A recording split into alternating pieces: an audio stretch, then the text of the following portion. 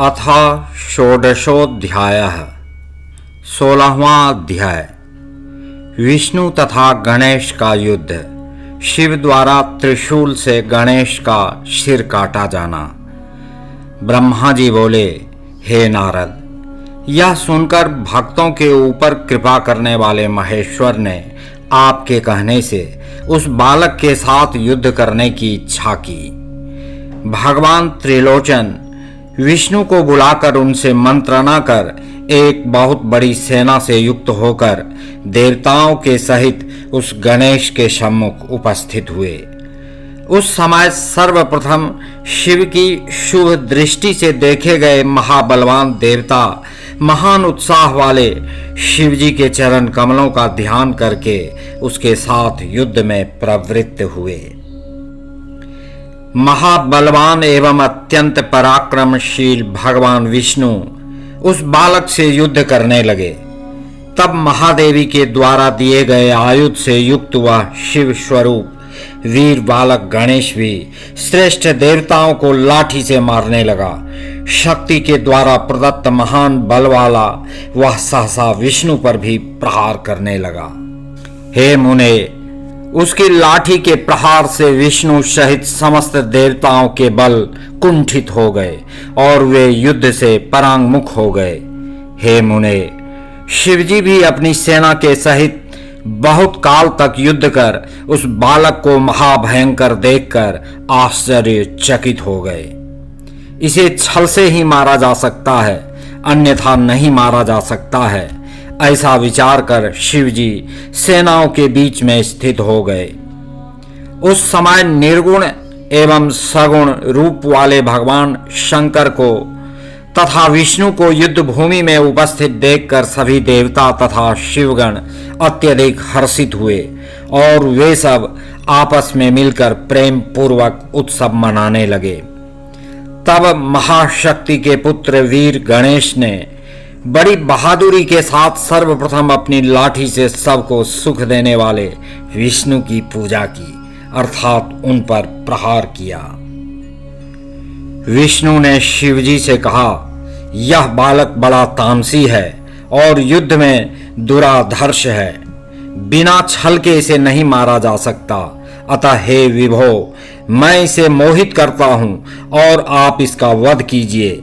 इस प्रकार की बुद्धि करके तथा शिव से मंत्रणा करके और शिव की आज्ञा प्राप्त कर विष्णु जी गणेश को मोह परायण करने में संलग्न हो गए। हे मुने, विष्णु को वैसा देखकर वे दोनों शक्तियां गणेश को अपनी अपनी शक्ति समर्पित कर वहीं अंतर्धान हो गईं। तब उन दोनों शक्तियों के लीन हो जाने पर महाबलवान गणेश ने जहां विष्णु स्वयं स्थित थे वहीं पर अपना परिघ फेंका।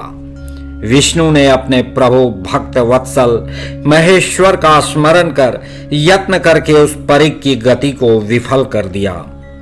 तब एक ओर से उसके मुख को देखकर अत्यंत कुपित हुए शिवजी भी अपना त्रिशूल लेकर युद्ध की इच्छा से वहां आ गए।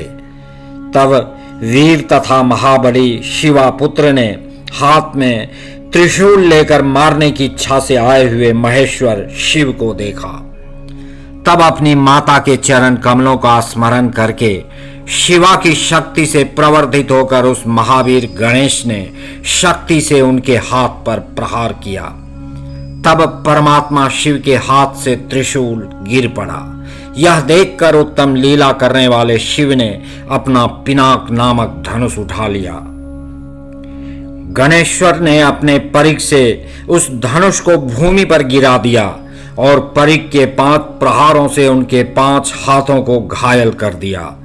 तब शंकर ने त्रिशूल ग्रहण किया और लौकिक गति प्रदर्शित करते हुए वे अपने मन में कहने लगे, अहो, इस समय जब मुझे महान क्लेश प्राप्त हुआ तब गणों की क्या दशा हुई होगी। इसी बीच शक्ति के द्वारा दिए गए बल से युक्त वीर गणेश ने गणों सहित देवताओं को परिघ से मारा। तब परिघ के प्रहार से आहत गण सहित सभी देवता 10 दिशाओं में भाग गए और अद्भुत प्रहार करने वाले उस बालक के सामने कोई भी ठहर ना सका। विष्णु भी उस गण को देखकर बोले, यह धन्य, महाबलवान, महावीर, महाशूर तथा रणप्रिय योद्धा है। मैंने बहुत से देवता, दानव, दैत्य, यक्ष, गंधर्व एवं राक्षसों को देखा है, किंतु संपूर्ण त्रिलोकी में तेज, रूप, गुण एवं शौर्यादि में इसकी बराबरी कोई नहीं कर सकता। विष्णु इस प्रकार कह ही रहे थे कि शिवापुत्र गणेश ने अपना परिघ घुमाते हुए विष्णु पर फेंका। तब विष्णु ने भी चक्र लेकर शिवजी के चरण कमल का ध्यान करके उस चक्र से परिघ के टुकड़े टुकड़े कर दिए। गणेश्वर ने उस परिघ के टुकड़े को लेकर विष्णु पर प्रहार किया। तब गरुड़ पक्षी ने उसे पकड़कर विफल बना दिया।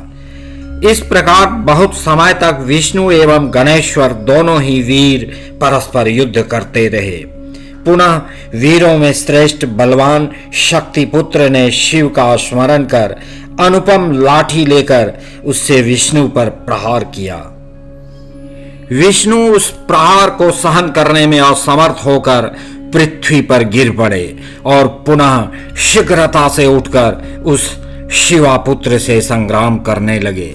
इसी बीच अवसर पाकर पीछे से आकर शूलपाणी शंकर ने त्रिशूल से उसका सिर काट लिया।